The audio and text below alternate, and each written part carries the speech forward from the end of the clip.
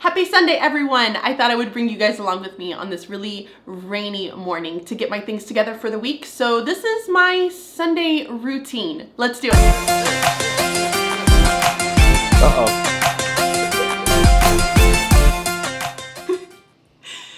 So this video is brought to you by HomeChef, and HomeChef is a food delivery service that brings pre-proportioned ingredients right to your doorstep. My family loves HomeChef, my husband loves HomeChef, and now my mother-in-law even loves HomeChef as well. And I think that you guys would really enjoy it too. It brings back so much time back into my day, and it makes planning meals so much easier. So I really urge you that if you have not done so already, follow the link down in the description box and be sure to use the code Bridget30 to get $30 off of your first box. $30, y'all. That is 2 free servings that you're getting right there. So definitely try them out if you have not already. Later on in the video, I'm going to show you guys what we're making for dinner tonight. Are you excited? Yeah, he's excited. On Sunday mornings, I wake up really early. I tend to wake up before everyone else in the house, and I like to put on my robe and make my way downstairs, grab a cup of coffee, my iPad, and cuddle up on the couch and just really soak in the peace and the quiet. I will either read a book in the morning or I watch videos, something that just allows me to kind of ease into the day. Blaney will always wake up first before everyone, and we will cuddle up on the couch and read a story together. It's one of my favorite parts of the day. Once everyone is up, I will make breakfast, and I always make a really big breakfast on Sunday mornings. And our family favorite for breakfast is potatoes and eggs. I make fresh beans. I have some sort of a meat to go with it. Don't forget the fresh salsa. And then it's time to get ready for the day. If you don't have the same shirt as me. Okay, thank you. Go, stop it. No, stop it! You look like me. Okay, great. Go. You look like me. I'm gonna come check on your room in a second. Go. Okay, so now that I am dressed, the boys are upstairs with Trent right now, and they are getting ready for kind of the day. We don't try to be like super fancy, but I do want them to get into the habit of getting dressed every day so that we're not like lying in our PJs. I feel like if I'm in my PJs all day, I'm gonna be a super lazy person, and it tends to reflect that way. So I figured while I was putting a little bit of makeup on so I don't look completely dead today, that I would chat to you guys about just my Sunday routine. I feel as though there is something really special and important about having a Sunday routine. I think this is something that was instilled by my mom from the time I was super young. I always remember Sundays being a time to kind of have a big breakfast. We would spend the day at home. We would kind of clean. We would always watch a movie of some sort. Sometimes we would go to the movies. It just kind of depended, but I felt as though the routine kind of stayed the same on Sundays. Saturdays was always a day for us to kind of do things a little bit different. We could, mix it up. We would go out and do things. We would either have a really lazy day in, or we would go somewhere, spend time with family. But Sundays, like I said, it pretty much stayed the same. So it's something that I've tried to instill into my own family, just because I think it's also a part of like my mom and my family, something from my childhood that I just wanted to bring along with me as I grew up and had my own. So on Sunday mornings, we will always have some sort of a big breakfast. And this is mainly for a couple of different reasons. One, it's because it was something that was kind of traditional for us and my family to have always this really big breakfast. But 2, also because I typically will not make any sort of lunch when we have a big breakfast that way. It tends to hold people over for a good amount of time. I'll put out snacks sometimes, like a little veggie or a fruit plate or some sort, but we normally will not have a huge breakfast. I am really excited because today I decided, with just the week that we ended up having, we ordered an extra HomeChef meal, so I was going to save it for today to have it, to make it a little bit easier for me. I don't like to do really fancy meals on Sunday, mainly because I spend the majority of my evening planning for school for this upcoming week. So that's going to be like the main focus of this video, is to really kind of walk you guys through my planning process and what is it that I do in order to kind of prepare myself for the upcoming week.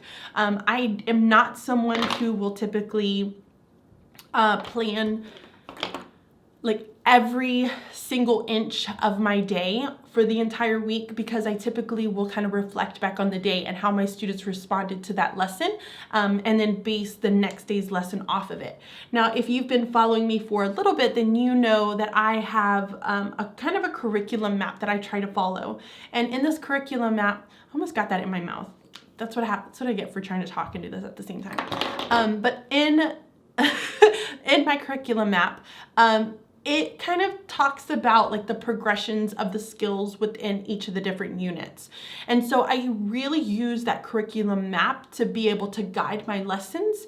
But as far as like today goes, it's more about what are some of the resources that I know I'm going to need to have. Like today, I know for a fact that I want to make some 3 and 4s, like to be able to partner groups up into 3s and 4s cards, so that we can kind of use those for our sorting, partner sorting. I also know that I'm pulling some of my text for ELA, and I'm going to talk to you guys about that a little bit later on. And then some of my math activities that we're going to be doing along with our writing activities. So all of these are like things that I will do on Sundays, along with kind of grading a few things in Schoology, but I tend to do that at the very, very end of the day.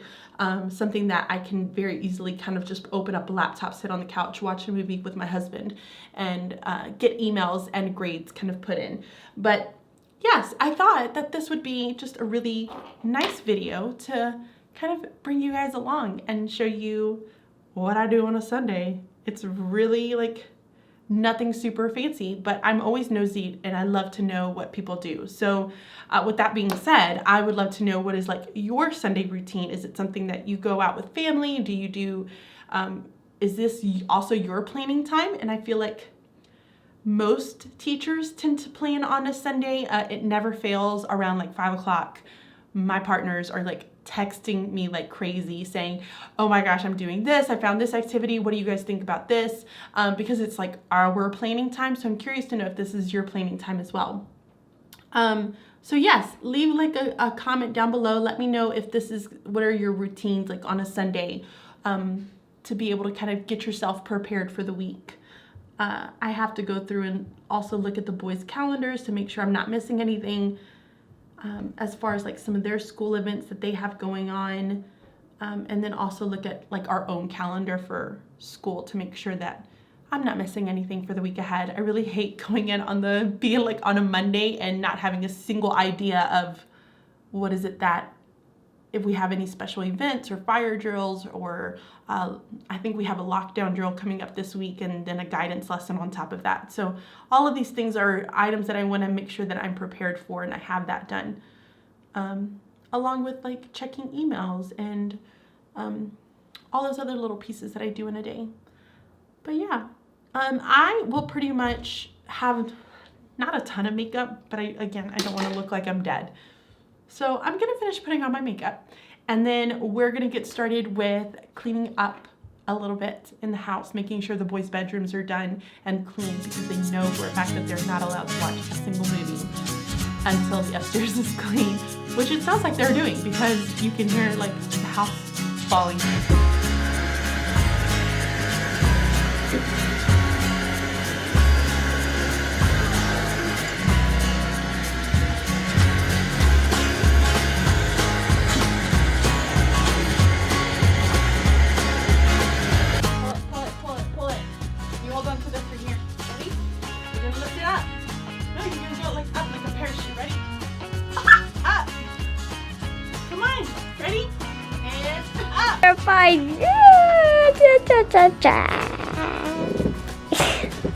Hi, Mama.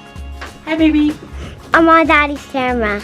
You're using the camera? And I'm a human. Oh. I'm Daddy's helper.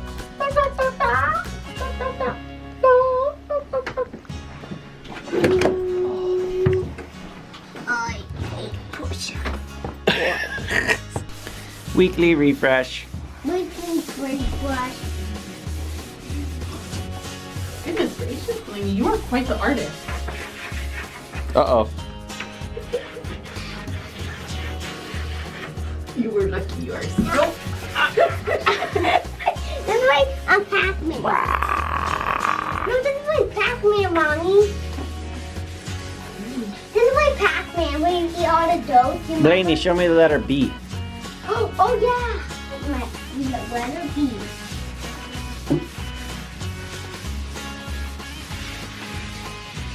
Yeah! Do you see my ugly green wall? I still haven't gotten rid of it. I should really get on top of that. Okay, so let's talk a little bit of math. When I plan out my math, there are a few things that I take into consideration. One, I have to think about first, what is the skills that I'm gonna be teaching? So right now I have 3 different skills that I'm working on with my students. I take that back, I have 4. I have a group of students who have gone into multiplication of decimals. So that's gonna be my introduction lesson for them. I have another group of students that are going into the addition and subtraction of decimals. So that's another lesson for an introduction that I need to go there. I have a group of 4th grade fractions that are working on greatest common factor. So I'm gonna be introducing that piece of it and simplifying the fractions. My last group is also fractions, but we're going into least common multiple, and finally kind of doing addition and subtraction with like denominators. And then once they're done with that, we're gonna get them ready for their assessment. So hopefully I can get that this week. We're gonna see how well they kind of take to the information, and then I'm gonna kind of juggle it from there. So when I plan out my math, I try to take into consideration that I need to have my lesson for the introduction, and typically I will do about 2 to 3 lessons. And here's why. I will group out my students, I will do their lesson, then they have some collaborative work that they're gonna do together as a group. They have to be able to solve some of the problems that I give them. I give them something to be able to check their answers with, and then they have to figure out where is it that they had any of their mistakes. And they do this all as a collaborative group. Then we have kind of the Schoology piece, which is their independent work piece. This allows me to be able to get a better idea of, do they really understand what is it that I taught them this week? And then that piece for Schoology is independent. And then finally, I like to have in their spiral review. So this is review of skills that we've previously taught. So I need to get together their spiral review. I need to get together my lessons that I'm going to be doing for the week. So I'm planning out maybe about 8 lessons, and then I need to make sure that I have all of their Schoology documents inside of Schoology in the folder so that they can access them whenever they are ready. So that's kind of the overall idea of how I plan it out. I like to make sure that I have it very structured, very much the same routines every single day, so that it makes it easier on myself when I go to plan it. Same thing in ELA, I have it very routine, very structured. We always have a picture book, we have short stories, we have the independent piece with the reading response due at the end of the week. That's something that will never change. It's very structured. The kids already know coming in what is it that they're going to be focusing on for the week, and how are they going to demonstrate that skill to me. So it's the same thing in math. When you have it very routine and planned out, it makes it much easier for them to come in and kind of retain the information. If you're constantly switching things up and making things different for them, it's really hard for them to, let alone learn the new skill, but also the new routines that you're giving them. So you want to have it very much the same throughout the entire time. So I'm going to try to start pulling some of my materials together, and then I will show you guys what I end up trying to get together at the very end of it. One of the things that I love about HomeChef is how everything comes pre-portioned, and it's so nice and easy to be able to organize everything. When I pull everything out of the bags, I will kind of organize it by its likeness, and then that way I kind of have a better idea of what it is that I'm working with. I am known to be a very messy cook. I make a hot mess in my kitchen. I don't know how to clean up after myself very well. And what's so nice about HomeChef is that using these little bags that it comes with, it is so easy to clean up and to maintain that my kitchen doesn't become messy. It reduces the amount of time that I'm spending here cleaning up after myself. And it's just, I get a little bit of time back in my evening, which is really nice. So I'm gonna go ahead and get everything started, getting everything in the pot, reading the directions one more time before I get started.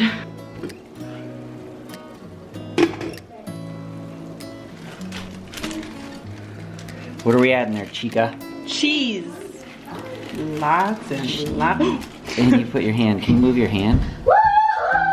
Trying to film a vlog here.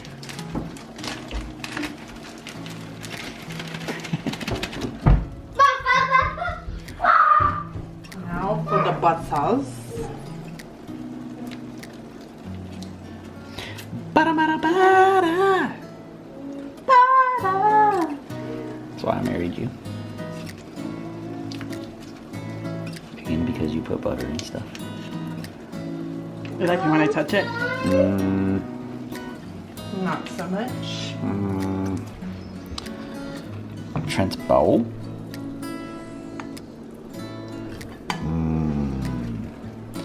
Cheesy rice. Daddy, I'm all done. Daddy, I'm done.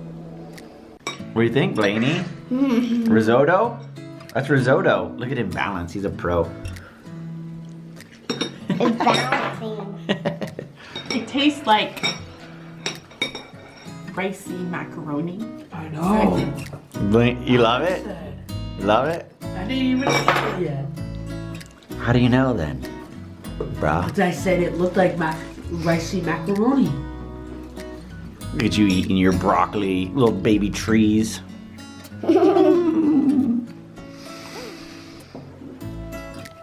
Delicious.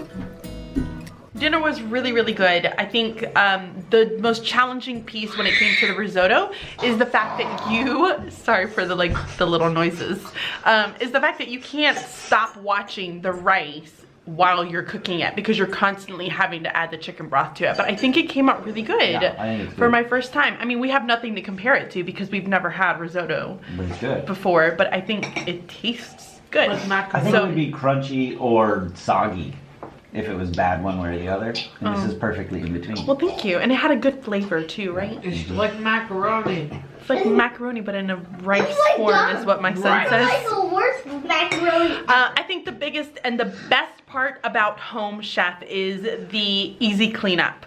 By far, we don't spend as much time cleaning up our kitchen and the dining table whenever we use HomeChef. So I am going to allow them to finish up. We're gonna go clean up the kitchen and then get back to work. So I kind of take this opportunity to just be able to do a little bit of planning. Trent and I typically will sit in the living room or upstairs in the bedroom. We'll put a movie on and I will just take out my iPad, my laptop, and then start looking for the week. So I wanted to kind of give you guys a tip for each of the different content areas because if not, this video would be really, really long. So here's going to be my tip, and here's kind of what I think about when I'm planning out my ELA time. So for me, I have a read aloud that we're using for the entire group. And then I have my small groups. So during my small group times, I have to think about the skills that I'm teaching. I have 3 different groups. One group is a second grade-ish group. We're really looking at fairy tales and really understanding the characters, understanding theme. So that's going to be what they are focusing on. I have a collection of scholastic books that I purchased when I was in kindergarten, and it has like all of these different little fairy tales, which is really nice. And so that's kind of what they're using because that's the level that they're on currently. So that kind of group is pretty much planned out. I really don't need to have anything other than getting my organizers ready for them. And we're kind of creating a huge chart together as a little group to focus on what are the characters, where is the setting, what is the theme, who is the protagonist, who is the antagonist, that type of those types of skills. So then I have my 2 other groups. Now I have like a 5th grade group and then I have a 6th grade group. Now, if you guys are familiar with Common Core for 4, 5, and 6 as the grade level, you're gonna know that it's very, very similar as far as what we're teaching for ELA content for literature-wise. 4th grade kind of is the foundation of it. They set the ground, they set the stage basically of understanding plot, understanding how to summarize. And then once you start going into 5th grade, it's really looking at comparing. You're comparing characters, you're comparing settings, you're comparing the plot, you're comparing all of those different pieces together. Sixth grade really looks at the synthesizing that information. So fifth grade, it was the analyzing, which means basically that they're pulling apart all of the pieces of a story, of a text, and really understanding it. And then sixth grade has to put it all together and kind of give you the roundabout, kind of here's what this means. Here's kind of the underlining meaning of it. So what I figured what I would do, because I've had now the opportunity to know these sweet babies for going on to some of them 3 years, that I have really gotten to know them as readers and as writers. And what we've noticed over the past like year and 2 years is that they really struggle with writing about their reading. They don't really go deep with their understanding. They're very surface level. They only kind of look at it and say, oh, well, you know, I think that they're going to solve this problem. Okay, great. What in the world makes you think that? So we want them to think a lot deeper about their text. And in order to do this, we model it with our picture books, yes. However, once you start getting into some of those chapter books, it gets really, really difficult for them. And mainly it's because they're having to have the sustained reading over a period of time. They're having to be able to remember all of these events over a period of time. And this could be up to 2 weeks in some cases. So what we've decided to do, or what I have decided to do with that group, is to do a book study together as an entire group. Now, I'm still going to continue some of the other pieces, which I'm going to talk to you about in a minute. But I have 2 chapter books that I have selected, one for each group, that we're going to read together. Okay. So the 2 books that I've selected, the first one I've kind of used in the past, and I love this book. And the book is called How to Steal a Dog. If you have been watching, when I went with Mr. G to the Ron Clark Academy, we were on our way to go to the airport on the last day, and we ended up stopping at this bookstore, and I got this book. I read this before I had even gotten onto the flight. That is how much I loved this book. It's a great book. It's a novel by Barbara O'Connor, so I highly recommend reading this one. The kids really enjoy it. The character is very relatable. I think some of the situations that she's going through is very relatable to some of my kids. So this is going to be the book that we're really focusing on. We're going to read her, and we're going to do some comparing and contrasting with some different books that I'm planning on pulling into our small group time to really get them to think more deeply about this. So that's the first book, How to Steal a Dog. And the second book that we're going to read is called Fly Girl. Now, this is a new read for me. I have not read this book, but I purchased a collection of them when I was at a Scholastic Warehouse sale. And I ended up having to get about 5 more books to be able to fit the group because that group is pretty large. And it is a historical fiction book. It's about this young girl who is African American, but she's light skinned. And so she wants to become a pilot like her dad was a pilot. And she's trying to get into the WASP, which is Women Air Force Service Pilots, but she can't be a woman of color in order to be in the service, the Air Force. So she's trying to kind of fake her way through it. I think it's going to be a really interesting read. We're going to do some comparing and contrasting as well with this, but really getting them to be able to kind of see the whole picture and the synthesizing. We're also going to have to pull in some informational so that the kids have a really good understanding of what was happening during I think this was World War II, yes, during World War II, so that they have a better understanding of kind of the circumstances that were occurring during that time. So these are the 2 books that I plan on using for my groups. Now, I was telling you guys that I have a tendency to try to plan by my skill. So when I think about my week, I think about what is the skill that I want them to be focusing on for that week. I usually will only do 1 skill. I don't try to take it any further than that because I want them to have a really good understanding of it. And so what I do is on Monday, I will model it with some sort of a picture book. Right now we are using the book Pink and Say. Yes, it's the book Pink and Say by Patricia Polacco. Fantastic read if you have not read that. I love Patricia Polacco. I don't recommend it for some of the younger grade levels because she is it is a very long text, but it's really great for maybe 3rd grade up to 6th grade. The kids have really good conversations about the text. So that's going to be what I use to model the skill that I'm focusing on. This coming week, we're really going to be focusing on the mood, focusing on the setting and how important the beginnings of the story is, because a lot of the times kids just want to kind of get past that beginning, get past the exposition of the story because it's very they say it's very boring, which I can understand in some cases.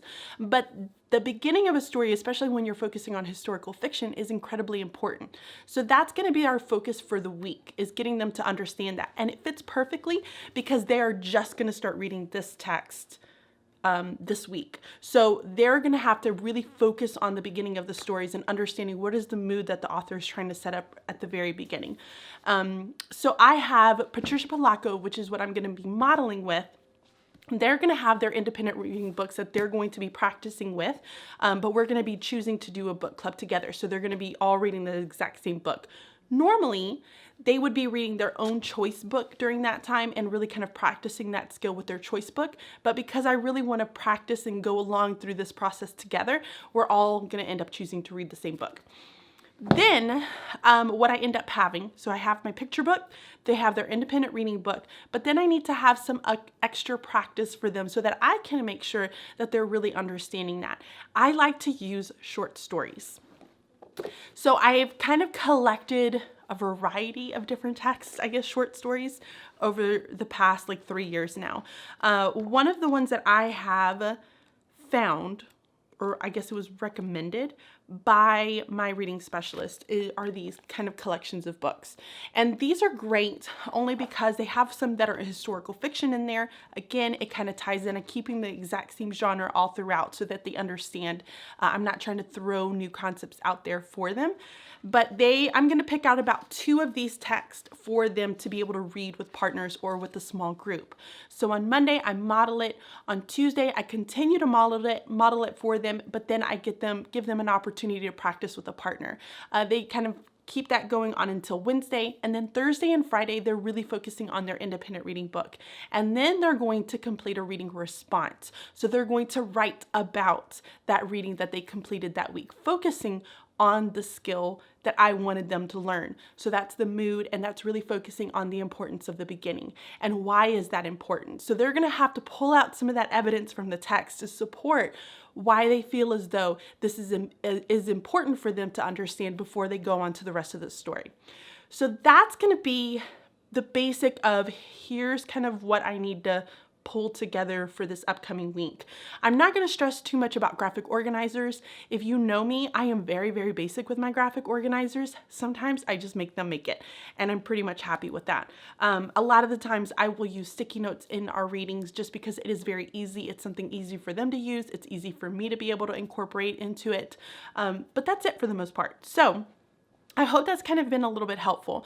I'm going to go through, try to pull out my short stories for today. I have my mentor text for my read aloud, so I'm not going to stress about that. That is at school. And then I have my independent reading books. I am probably going to go through the Fly Girl. I'll try to read a first couple of chapters so that I have a good understanding of it before I give the book over to them. So that's what I have going on.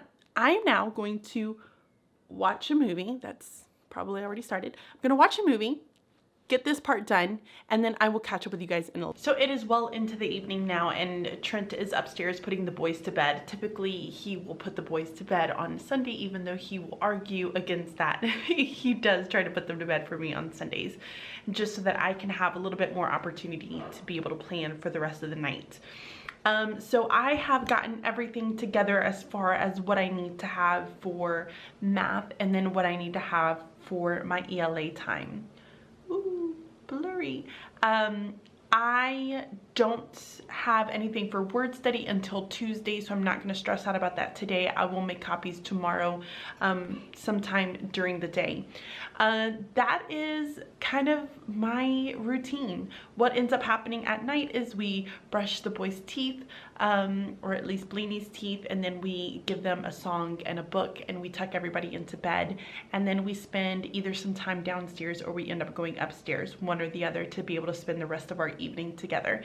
I am going to show you really quick just some of the math items that I've pulled together, just so you can have a little bit of inspiration I swear nothing that I have here is super duper fancy, but what I will end up doing is I have these printed out. I'm going to print out more tomorrow for my students, but I'm going to go through and kind of write down my notes as far as some of the lessons that I want to make sure that I do, whether or not I want to pull manipulatives when I get to school, so that I am completely and fully prepared. So let me show you guys exactly what I have pulled out. So one of the first items is my fractions, and this is just a fractions book that we kind of take our kids through. It allows us to be able to talk about equivalent fractions. It goes into simplifying fractions, so it's like a practice for them to be able to do, and it has a spot for them to be able to take all of their notes. So this is for the one group that I'm gonna have everything kind of here together, and then anything that they do as far as extra practice, like their independent practice, is gonna be online in Schoology. Then I pulled together, because I was kind of lazy and I didn't want to actually create it myself, but we have these books that we got, I think, about 2 years ago, and I went on ahead and I printed out some of the spiral practice that allows them to do some multiplication. It goes into place value, it goes into shapes, or at least a geometry measurement, and so on and so forth. So I went on ahead and printed out 2 weeks of that, so I don't have to stress out about it. I should have gone ahead and printed the 3rd week out. I'll probably go do that. The next thing I have are some assessments that I hope my students are going to be able to take. So I went on ahead and printed that out so that I have those kind of ready to go. Finally are the 2 books that I have. Well, no, this is not finally. The 2 books that I am using, this one is called The Blitz, and this is from Reading A to Z. Both of these were actually really, really interesting. This one is The Message, again, from Reading A to Z, for the kids to be able to read with their partners, to kind of practice some of those skills that we're going to be talking about with Pink and Say by Patricia Polacco. So this is the text that they're going to be using. I went on ahead and printed out a copy. I will usually print out about 3 or 4 different copies, just to have them as a paper version, but then I will put up the digital version in Schoology so that the kids can access it through there, so we're not wasting too many. And then this is kind of the last one, and this is my multiplication for my decimals.